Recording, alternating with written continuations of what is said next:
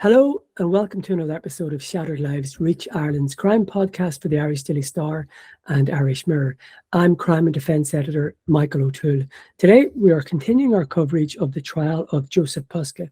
As you know, Mr Puska, who is 33 and a Slovakian national from Lynally Grove in Mucklagh in County Offaly, is on trial at the Central Criminal Court for the alleged murder of Ashling Murphy. Ms Murphy, who was 23, died after she was assaulted on the Grand Canal at Cappencur, Tullamore, County Offaly on the 12th of January 2022. Mr Puska denies the charge. He is on trial at the Central Criminal Court in front of Mr Justice Tony Hunt and a jury of 9 men and 3 women. Today was the 6th day of the trial. Our crime correspondent Paul Healy was in court for today's hearing and he joins us now. Hello, Paul. Hello, Michael. So we usually try to mention every witness, and we're going to do that today, but we're not going to do it in the chronological order. There were 6 witnesses today, and I think we have decided we're going to go with witness 6 first of all, so the last witness. Yeah, so the last witness today, and matters just finished up there before 4:30. So the last witness in the trial today was Anne-Marie Kelly. So she's a primary school teacher from Tullamore.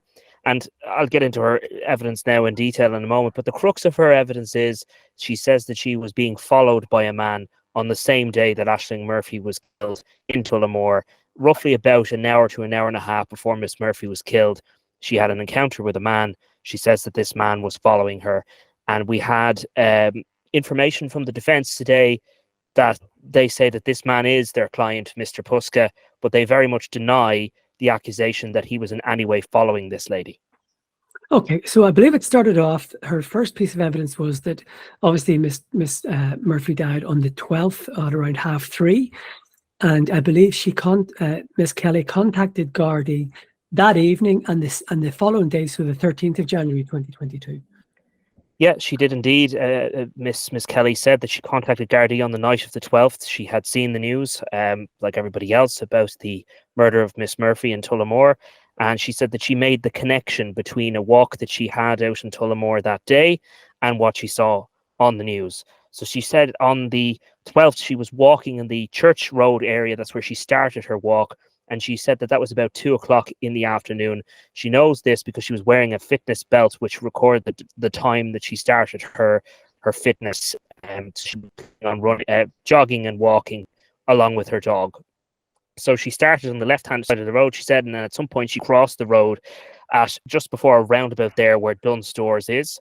She walked on then the direction of the local McDonald's, continued on, and it's around when she's around that somebody, she felt the presence of someone behind her, and she looked and she said someone was on a bike behind me at that point. And I think Mr Bowman says his client, Mr Puska, recollects passing the witness, but he recollects passing her and looking at her, but he doesn't believe he stared at her and didn't intend to.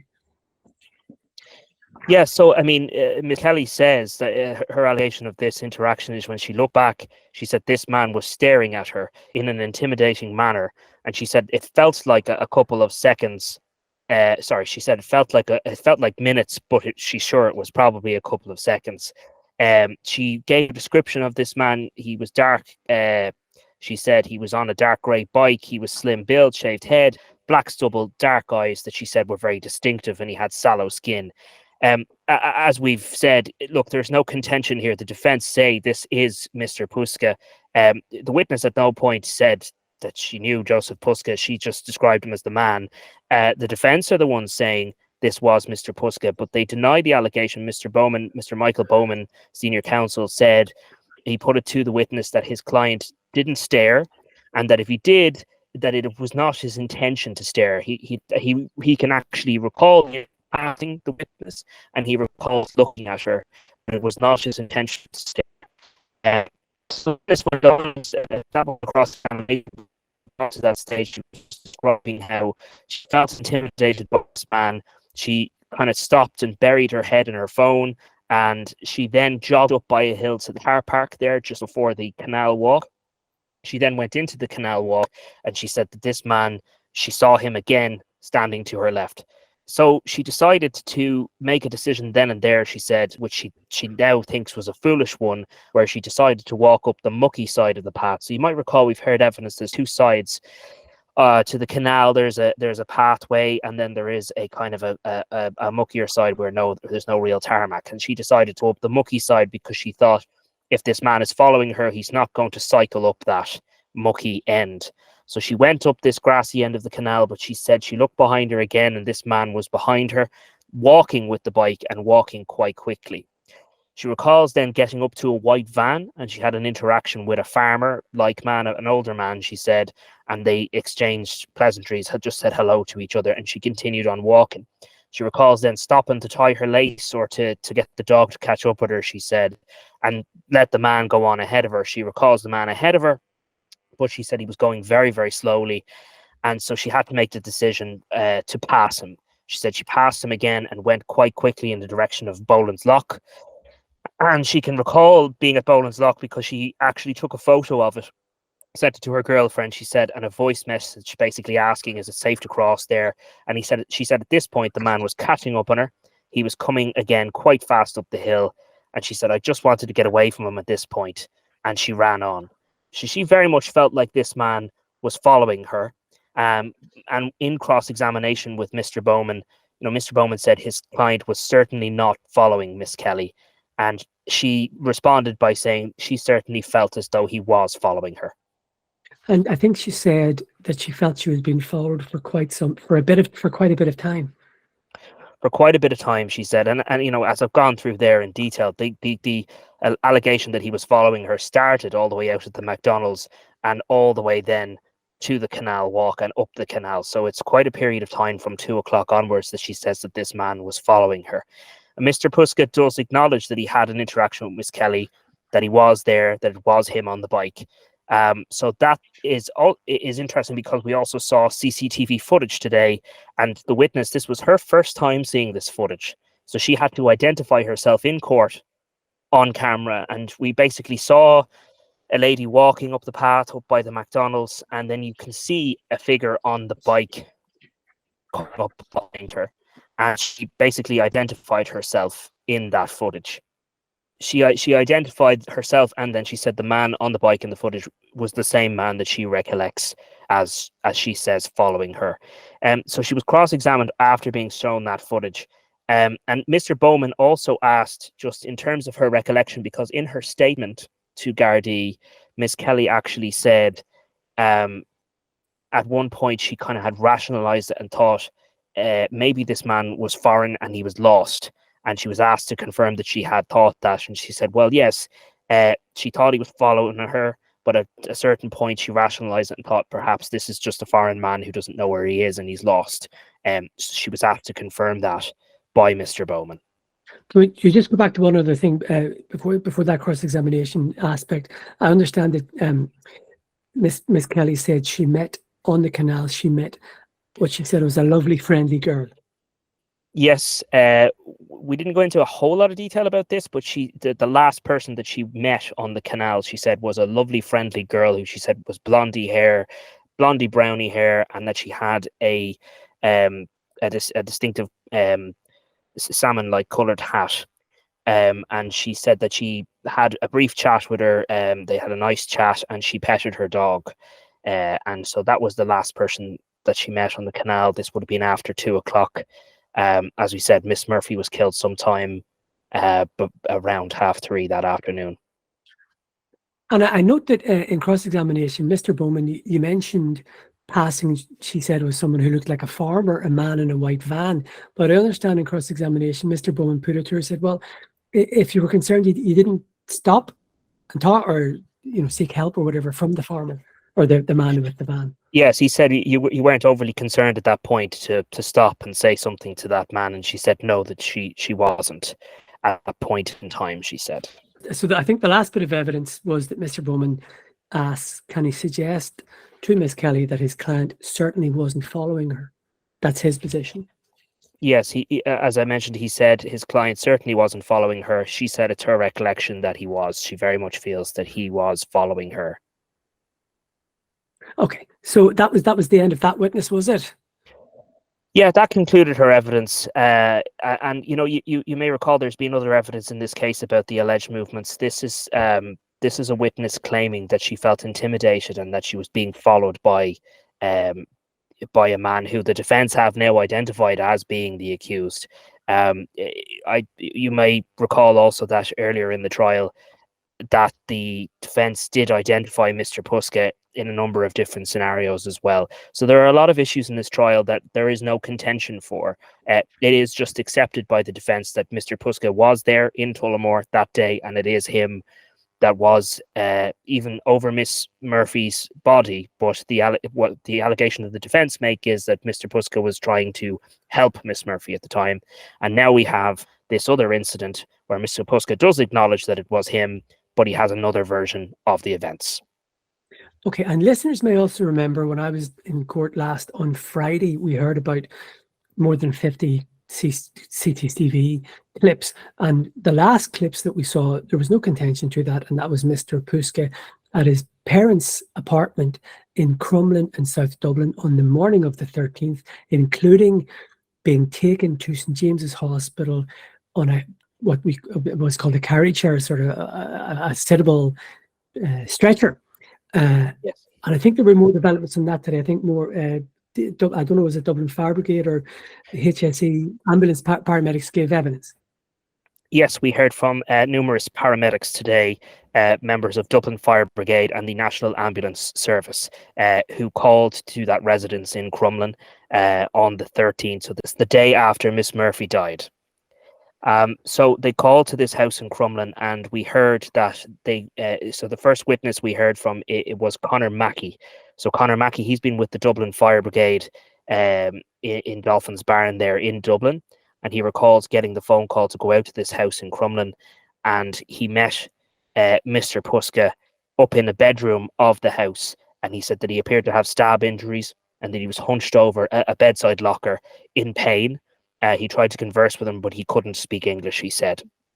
So he said the wounds, they didn't appear to be actively bleeding. He said the blood was dried. And as he said, Mr Puska was hunched over this bedside locker in physical pain. Okay, and the next witness was another paramedic, an advanced paramedic with DFB, Neil Custer. So he was also at the scene. Yes, so Mr. Mackey mentioned his colleague Neil Custer, and then Neil Custer was the next witness. So he was the advanced paramedic, the clinical lead on the case. He said he would be the clinical lead in these scenarios. So he got to the house. The house is on Armagh Road there in Crumlin. And he said when he got there were already members of the Gardaí present. He saw Mr. Puska leaning over the bedside locker, and he said it did look to me that he was in pain. He was holding his stomach, moaning and groaning. He was topless, and he could see the puncture wounds in his lower abdomen area, and he could also see that he appeared to have marks on his head and on his hands, and that they basically were like scratches. He said that the stab wounds, they didn't look fresh, and he couldn't see any bleeding. He couldn't rule out internal bleeding, so they did stabilize Mr. Puska there and then on the bed, gave him medical attention before they then transferred him to the ambulance. And so the next witness was the lady, Miss Finch, who also works in the National Ambulance Service. She was and also attended the scene. Yes, so this was Rian Finch. She is a member of the National Ambulance Service, and she confirmed her attendance as well. She arrived at the house, she said, sometime between 11 and 12 o'clock that day on the 13th. She mentioned the call information. So the basic information that she would have got over the call about what was happening was that there was a person in the house with possible stab wounds. She got there, she could see the fire truck, went inside, and she saw Mr. Puska lying on the bed, basically.